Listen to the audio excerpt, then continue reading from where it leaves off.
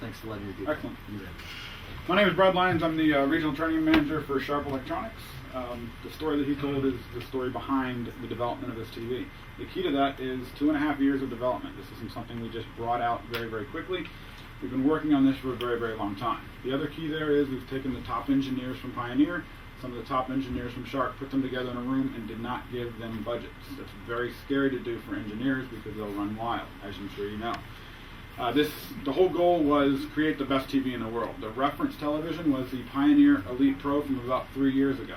The goal was to make the TV as good, if not better, otherwise we won't release it. And again, this is the TV we came out with here. The other very cool thing is, in the Sharp industry, at least in the Sharp company, we have created an entire subdivision to basically manage this Elite brand. In fact, the leader of that division over there is Tom Evans. He is the Vice President of Elite in the United States. So he's the highest ranking official for the Elite TV, at least here in the U.S. We're taking this very, very seriously, and we're kind of separating it from Sharp entirely. Key to this TV is it's not necessarily a Sharp, it's not necessarily Pioneer, it is an Elite television, and that's how it should be sold. As you can see here, on my first slide, I have just a black screen. If you take a look at every other TV in here, you're going to notice this is a very, very dark screen. What made that Pioneer Elite Pro so special? Black levels is key to that particular television. The overall contrast is very, very key to that television. We are going to have some ANC contrast ratio numbers come out that even shocked me when compared to everybody else on the wall. But they'll be very interesting when those come out. We'll go ahead and advance to the next slide. As you can see, the TV was definitely on. You're still maintaining a lot of those black levels overall, and the bright levels still stay very, very bright. This is kind of the Elite technology hierarchy here. The brains, or the engine behind everything, is intelligent variable contrast. And it's kind of a cool little demo I'll show you very briefly as to exactly how to be able to demo this in your stores or to your customers. But there's about 5 or 6 different features that are known that will help control this. First of them, you'll notice a couple of influences from Sharp. RGB plus Y is built into this particular television. So not only do you have the red, green, and blue subpixel, we've added the additional yellow for this. A little bit different from Quatron. It's been developed specifically for this television to enhance the overall performance of this TV. We like to kind of call it a Quatron type of technology on steroids.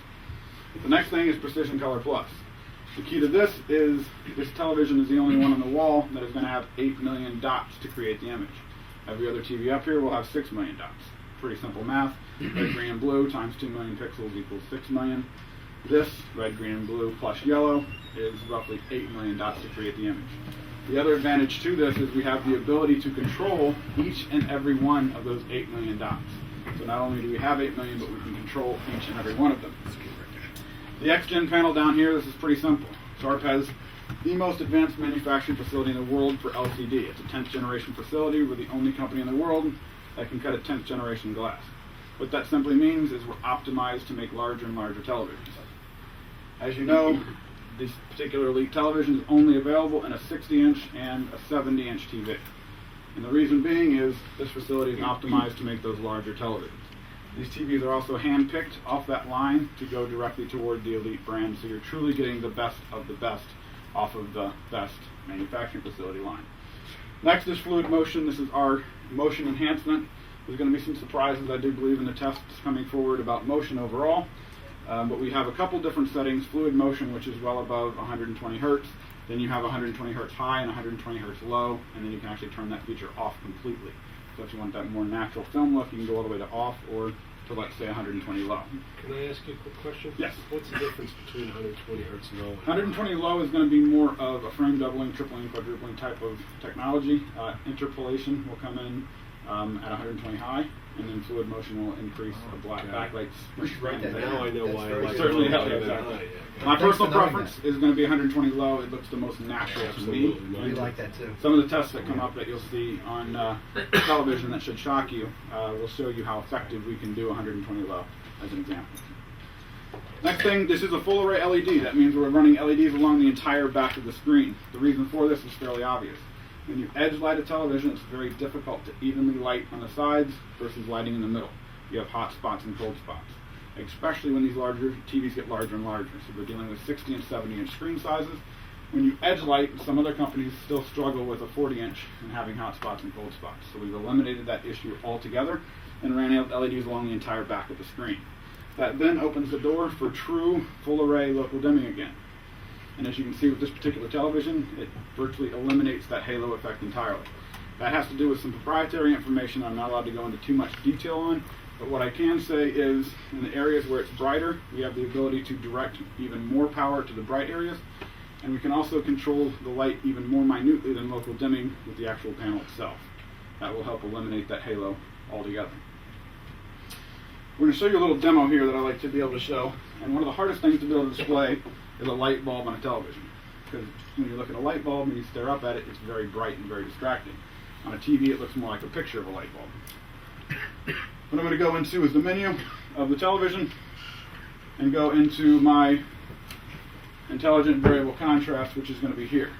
Now as I walk up this ladder, take a look at the bright areas and even the bright areas of the light bulb, and you're going to notice the overall brightness of the bulb is actually going to go up slightly. The black levels stay the exact same. As I walk down, you're going to notice the overall brightness of the bulb is going to decrease. So it's almost like I'm standing here with a switch, going up and going down. I'm now going to turn local dimming on, which will defeat a lot of the intelligent variable contrast aspect of the screen, and only turn local dimming on. As you can see there, the overall brightness drops even more significantly. Why you would ever do this, I have no idea, but you also have the ability to turn local dimming off, and you're going to be able to see exactly what happens to your overall black levels. So this is what most of your LED televisions are going to look like. This is what local dimming will look like, and then as you walk up the spectrum, you'll notice the bright areas stay bright, still don't have any halo effect around the edges, and stuff like this is very difficult for local dimming TV to be able to portray properly, because they're very, very bright, minute lines. And as I go up, you'll notice that halo effect, and even the black areas in here still stay very dark.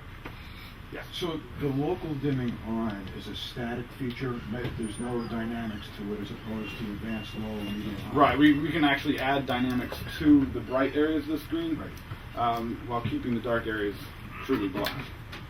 So this has more to do with the proprietary stuff that I can't go into details on, as opposed to just your normal local dimming.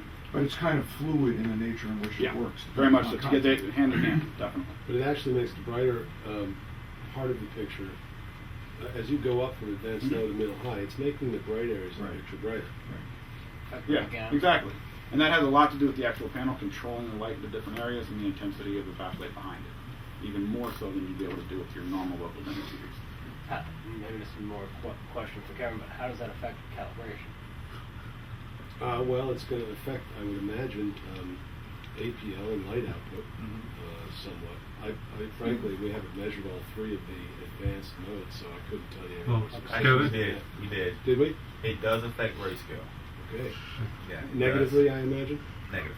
It does impact grayscale. It will shift across the grayscale range depending on what setting you have there. So if you get your display calibrated in a specific mode right there, you got to keep it in that mode. You can't switch it out, basically. And Kevin, Yes. on a windowed white pattern, if you set it for with local dimming off for 35 foot lamberts and you go to advanced high, that white pattern becomes 141. Yeah, I remember that. But why you would want to have local dimming off on any LED, I don't know. And that, I mean, that's part of the bug that we've identified in the ISFC3 implementation on this, is that when you go in to do ISFC3, it's off. Problem is, when you come back out, you want to turn it on, it affects the calibration dramatically. Yes. So that's something we're also going to recommend you guys think about changing, I think. Because your black level just gets raised up too high with it off. Nobody's going to want that off. Right. We really just have that on there simply to be able to show the differences between Understood. a local dimming TV and a non-local dimming TV. So truly, this is just to be able to show how effective it is. The need to ever have this off is pretty much zero. So Kevin, does that mean you'd rather calibrate in the THX mode? That's what we did here because of a couple of little issues we found with the ISFC3 implementation. That's one of them. We actually calibrated 3 modes on the set during the process. Settled on the THX mode is the most accurate calibration we could get. I'll get into this further when we get into the analysis and what we've done with all of these panels. We'll get into that very deeply and tell you all about it. But yes, we ended up using the THX mode as the calibrated mode because of a couple issues with C3. Sharp and ISF are aware of this as of today. I've sent them data with PDF files and measurements so that they can see what's going on. They're going to be at work to come up with a firmware or software update to fix this problem. That's my assurance from both the ISF and Sharp. So it's something that they're all aware of now, and should be a relatively quick fix. That's one of the reasons why Dwayne, myself, Ed, we're going to be postponing all our calibrations on this television until this thing is fixed, because we don't want to calibrate your TV and then have the thing fixed and take that away and have you redo it. But in any case, I mean, that's just what happens with more exposure to a product. I had 2 days with it back in July. I didn't see these problems.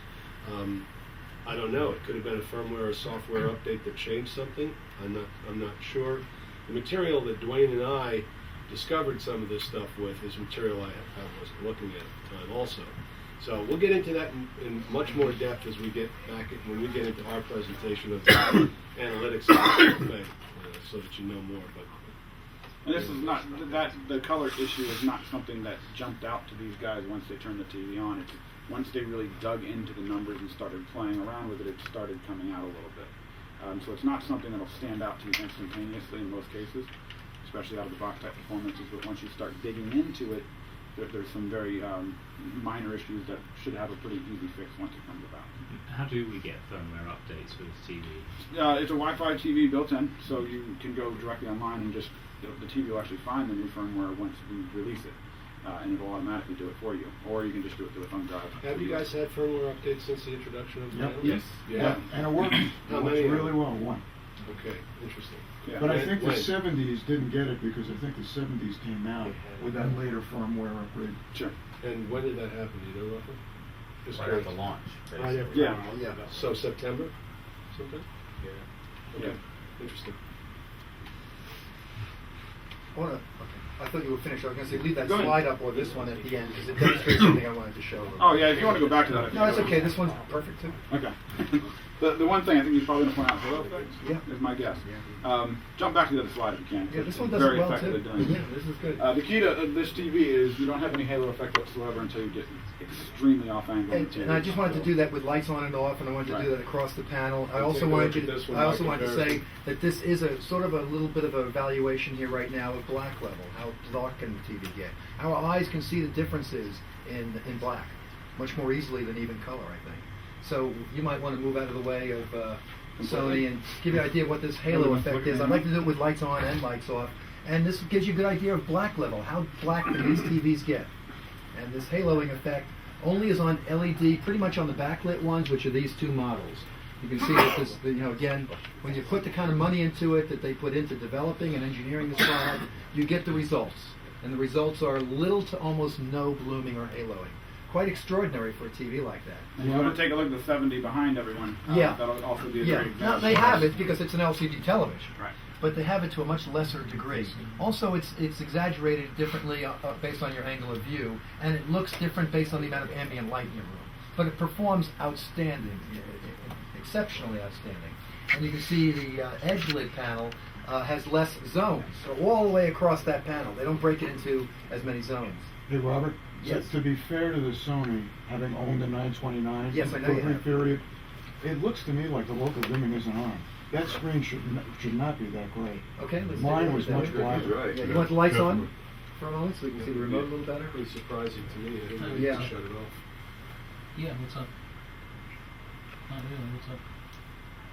Oh, single two. Okay, this is preset, right? Okay. You have to Yeah, go we're in into a advanced. preset the best mode out of the factory. However, the factory set it, the reset's been done. Now let's see if the backlight's on. Yeah, go into advanced. I think that's what it is.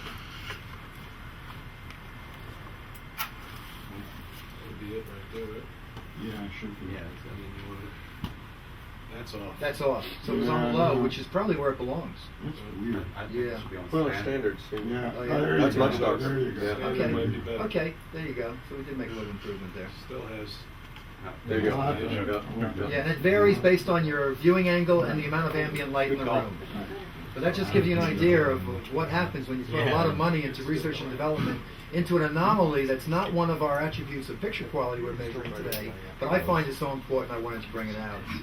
There's another LCD anomaly I wanted to bring out as well, and that would be off-axis viewing, where plasma is far superior. You can stand on your head, you can be all the way off 180 degrees on the side, and you see a plasma as good as you do straight on. Always best to view straight on, but there's no degradation of the image quality, as there is with LCD. Again, I commend these guys for doing a fantastic job in the tremendous wide area of view with no degradation, and then very slight degradation after about 25 degrees, which is better than any LCD performance. So two good things that are not on our voting today, but I did certainly want to bring it out. Again, this is a very good, if you would agree, I don't know, evaluation of black level as well. Absolutely. This is a good, how black It's can the low TV get? IPL, it's Yeah. got a lot of black in it. Right. So this could be a good. You guys are going to be voting today on the 4 attributes. We're going to show you a lot of tests. Everything here is based on pretty much SMPTE, Society of Motion Picture and Television Engineers. I know all you guys know I'm old. I spent about 30 years in the broadcast industry. To show you how old I am, I'm a charter engineer of SMPTE. That's how far back I can go. And I'll just let the meeting go on. I was going to make a poignant part, but maybe I shouldn't say some of the things I'm going to say. Two more minor things to bring up. Next thing, 3D functionality. We do have a 2D to 3D upconversion process on pretty much any content you send through to the television, including streaming video. I do like to mention that briefly. A couple of things to point out specifically will be, once it clicks in, a 2D to 3D conversion slide. You can actually hit that C button, and as you can see, there's going to be a 16 intensity level step process. So if you have great content, you can go all the way up to plus 16. If you have not so great content, you can go all the way down to, let's say, a plus 5 or even down to plus 1 to have a more subtle effect. But that'll take away any of the crosstalk issues, and you can fine tune it as much as you possibly want. The other thing then will be the 3D brightness boost. When I select button A, you're going to notice right now it's in brightness high. When I go to low, you're going to notice it's going to be a lot darker. So this is an excellent TV to be able to display in a room with a lot of ambient light because of that additional brightness boost. And when you're wearing these active shutter 3D glasses, it cuts the light down about 50 to 75% in a lot of cases. This is a very important thing to be able to have in a television. To get out of that, all I have to do is go to yes, and I'm good to go there. The other thing that really separates this TV from most of the competition out there will be the actual glasses themselves. And on the glasses, they're designed specifically for this TV. You get 2 pair in the box as well. So there's going to be a slider switch on the left-hand side. When you click it up once, that'll put your glasses into 2D. When you click it up twice, that will put your glasses into 3D. So what does that mean? You can be watching 2D while you watch 3D on the same TV at the same time. So those customers that get eye strain or viewer fatigue or headaches, all they have to do is take it from 3D down to 2D, and they're good to go. Excellent thing to bring up to those customers that don't like 3D, that happen to be the decision maker out there. Because the kids absolutely love it, they can't stand it, it keeps the entire family happy, which I know is a very important thing in most families at home. Yes? Question, please. Sure. Were you able to reduce the crosstalk to almost imperceptible levels? It's quite impressive when you have this in 3D against most of the competition. I don't like to say ours is the best because you don't see through my eyes, I don't see through your eyes, so it tests very, very well against everybody out there. The crosstalk is near nothing, and with that slider switch, when you do a 2D to 3D conversion, you can literally fine tune it as much as you possibly want, depending on the content. I can attest to that. I haven't had the Sony, and this, the Elite is so much better. Do you see I saw any no at all? crosstalk. No? What It's about probably below tilt your 2%. head? No, the Sony had that pattern of dimming, the color would shift. You don't get that at all with the Elite. Yeah, the overall 3D performance has been exceptional and has been reviewed very, very well. So. One other advantage to 3D viewing on this television is its amazing ability to produce a very bright picture without clipping even the lightest shade of gray.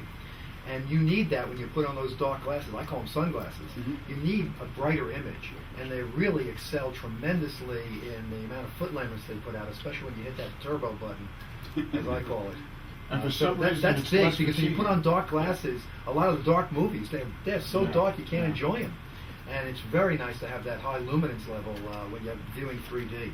And this TV can go put up to, people think I'm crazy, up to 140 foot lumens without clipping if you wanted to set it that high. Not in 3D though. Okay. That's in 2D. That's a 2D. Right. Yeah. And 3D But is still- some number less, but it's still very high, exceptionally high. It's an unusual attribute that helps particularly with 3D and bright ambient light viewing in general. And that RGB plus Y has a lot to do with that. That yellow subpixel can be very, very Yeah, bright. it sure is. Also, when you're competing with the same type of level of brightness, we don't have to burn our LEDs as intensely because of that yellow subpixel. Therefore, it'll be amongst the most energy efficient TVs in the world at each of the size category. So it's kind of a side effect advantage other than the overall broader color spectrum that it's capable of producing. Next thing will be the smart TV aspect of the television. I'm not going to talk about all the usual suspects, but all of them will be there. You hit the apps button, you're going to notice a whole bunch of them. It will be Skype capable. You will have to buy an additional camera for Skype if you'd like, but that's going to be there. The one thing I like to point out is Elite Advantage Live, because again, this is kind of unique to the Elite product and some of the Sharp products out there. But when you select this, a 1-800 number will pop up for your television and then a connection number for your TV once you go to live support. When you call that 1-800 number, a human being will pick up in the Chicago, Illinois area, so customer service is based right here in the U.S. They will then ask for that connection number. When you give them the connection number, they then can remotely access your TV through the internet. So anything that I can do with this remote control standing right here, they can do from Chicago, Illinois. As an example, I can say my skin tone's a little bit red, can you fix it? They can go through that internet connection onto your TV and make all the adjustments for you. As of right now, it's available for the life of the television at no additional cost. So it's an excellent thing to bring up to those customers that don't know a heck of a lot about TVs, and that's generally about 95% of the population out there. So I encourage you to bring that up. You can also fine-tune your Apps 1, Apps 2, and Apps 3 and make them direct select buttons to Elite Advantage Live. So when you're installing this TV in a customer's home, I would make this your Apps 3 button, which is going to be right there. And you can then say to your customer, if you want live support, all you have to do is select that button right there, and it'll get you directly to the customer service rep that's trained specifically on this television. Any other questions at all? Yeah, so I imagine that you build some of this in the same factories in Japan or Yep. wherever, so there must be some common components. Maybe the glass is Certainly. the same. Yeah. You know. So what is the same and what is different from, say, The real thing that separates this from everything else Yeah. is that intelligent variable contrast. There's a whole bunch, there's about 8 different things that are in there that help create that. As an example, no other Sharp does local dimming. That's a huge one. And then all that IVC stuff I showed you, that's not even going to exist in that menu. So this is truly an elite television from anything Sharp builds. The only other full array in the industry for us is the 70-inch TVs. None of our 60 inches are even full array. So that's another distinct advantage there. There's a lot of different things. Are the that go panels into it. hand-picked? They're hand-picked out of that facility as well. So we get to take a look at the best of the best, pull them off the line, and use them for the elite. Are any other electronics hand-picked? Or just the panels? And panels are most important. Yeah, I mean, the panel I think is roughly 80% of the cost, somewhere Sure. in that range. But they're hand-selected as the best that come off the line. Sure. And I've heard rumours there's going to be a 4K version of this coming out next year. Is that? We already have the capabilities of that and had it for a long time. Whether we bring it to market, it's a completely This one's about different 5K, by the way. Actually, 5.5. Yeah, we have the Plus tax, capabilities. plus We've had it tax. for a long time. It's just whether or not we actually do that is a completely You different know, story. you don't want to Whether put the it's cart before the horse Yeah. either, because until we have program material that's mastered in 4K by Right. 2K, having a display device Guess you that can- Well, I'm was thinking PlayStation 4 or something. Yeah, Oh, and you right. can always upconvert if you want. Okay. And he makes a great point. Until content's even available, there's really no point in doing it because you're only going to have issues. You're just up scaling here. up from Yeah. 1080p to 4K. and it's creates real And I hard just to do remind that everybody, well. speak in your loud voice because we don't have any amplified microphones here. It's analog. Speak We up. have some enthusiastic questions from online here Okay. from my favorite forum, AV Forums UK. Okay. Beautiful. They're wondering if the elites are going to make it to the UK, and if so, when, and if not, why not? And there's a whole lot of I'll buy one on Okay. here, We right? had That's a this good sign. question from France last night, as I recall. Yeah. So I mean, there's definitely some European. And the French were Interesting. so excited to see the manual available online in French. Right. We had to explain to them that was because of the North American French-speaking proverb of Well, the poor Montreal. Europeans, that you they know made what? that manual. The But they had KRP hopes. series was aimed at Europe, and when you guys Yes, it was. backed out, guess what? The U.S. got them all, didn't they? That's right. That's what happened with the Those poor KRP guys. series. 560. Yeah. Can we answer that, or do we know? Currently, the plan is to market and distribute Elite in the U.S. and Canada. That's the current one. And you didn't get the memo about your moving to the Middle East? Dubai, here we come. But that means then, at minimum, then that does mean that the door is not closed for fans of these things in the UK and France and elsewhere, right? I would carry. Yeah, that's a good way to carry it. Okay. And then follow up on that, another one was, is the warranty US only or is it international? The U.S. only. US only warranty. Cool. But it would Thank need you. to support PAL, wouldn't it, if it was in Europe, whereas here it's all NTSC, isn't it? So, does it support PAL? Not officially, no. No. Yeah. Not officially. We're going to have to feed it some talent, see what it does. So the other thing, I guess, for gamers, you know, people finding that there's a lot of lag. So what With kind this of, particular TV? No, well, not Okay. just Yeah. all We had a TVs. discussion with a whole bunch of gamers in here last Yes, night, and they that said was it was excellent. one of the best Blown away TVs by they've it. ever played with. Okay. If you put the TV and then into game mode, it will activate something called Viper Drive, and that was critically acclaimed about 3 or 4 years ago with Sharp's GP1 and GP2 series televisions that did extremely well. And the GP1, GP2 were gamers panels. They Right. weren't designed for running Exactly. theater video. $1,500 32-inch TV, and they sold incredibly well. As a trickle-down effect happens, that it came into this particular television. It's not trickle-down in dealing with an $8,000 TV, but you know, it definitely has that technology. So once you're activated into game mode, it completely eliminates all the sub-processing, and it's nearly instantaneous. I've done independent tests, and it's been exceptional. I've read a bunch of different articles on it as well, and it generally tests number one in the United States, at least for the LED LCD side. We got more. Yes. A couple of moments ago, you talked about the assembly line and picking the best off for the 60 and the 70s. If the assembly line is producing one size run, what becomes of the ones that you don't pick off to become the other? They become sharps. Yeah, as an engineer, I'm not an engineer whatsoever, so I couldn't actually evaluate how it's done and what they use and which product run they use to pull those away. I just can't answer that for you. I'm not informed enough to know. Okay. And Yeah. staying in that vein, how much better are the ones that are picked off? Again, something I wouldn't be able to answer. Just don't have the knowledge for that.